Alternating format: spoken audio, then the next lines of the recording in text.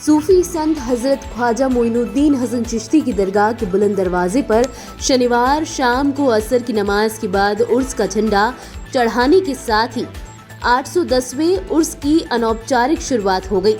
झंडे की रस्म में खासी तादाद में आशिकाने ख्वाजा शरीक हुए। गाजीबाजी और सूफियाना कलामों के बीच में झंडे को दरगाह लाया गया और तोप के 25 गोले दागकर सलामी दी गई। गरीब नवाज के उर्स की शुरुआत चांद दिखाई देने या 3 या 4 फरवरी से हो जाएगी। परंपरा के मुताबिक इस्लामी कैलेंडर के जमात-उस-सानी महीने की 25 तारीख को असर की नमाज के बाद दरगाह गेस्ट हाउस से शान शौकत के साथ जुलूस की शुरुआत हुई। सैयद मारूफ अहमद चिश्ती की सदारत व फखरुद्दीन गौरी की अगुवाई में निकले जुलूस में भिलवाड़ा के गौरी परिवार के सदस्य झंडा लिए हुए थे। राजस्थान पुलिस के बैंड वादक भरदू झोली, मेरी या मोहम्मद समेत विभिन्न सूफियाना कलामों के स्वर लहरिया बिखेरे रहे। लंगर खाना गली दरगाह बाजार होते हुए जुलूस रोशनी के वक्त से पूर्व बुलंद दरवाजा पहुंचा। इस दौरान जुलूस की शुरुआत के साथ ही बड़े पीर साहब की पहाड़ी से तोप के गोले दागे जा रहे थे। झंडे की रस्म अदा होने के बाद मुल्क में अमन, चैन, भाईचारे और देश दुनिया से कोरोना खात्मे की दुआ मांगी गई।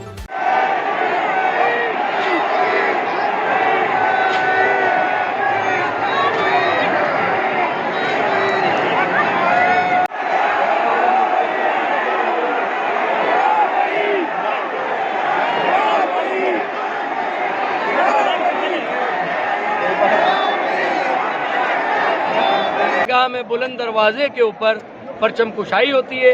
जैसे ही परचम कुशाई होती है, हुजूर गरीब नवाज की बारगाह में उर्स की रसूमात शुरू हो जाती हैं। यानी आज से जो कुछ भी हुजूर गरीब नवाज की बारगाह में नॉर्मल रूटीन के जो खिदमात हैं, हाज़री हैं, वो उसका टाइमिंग चेंज हो जाता है।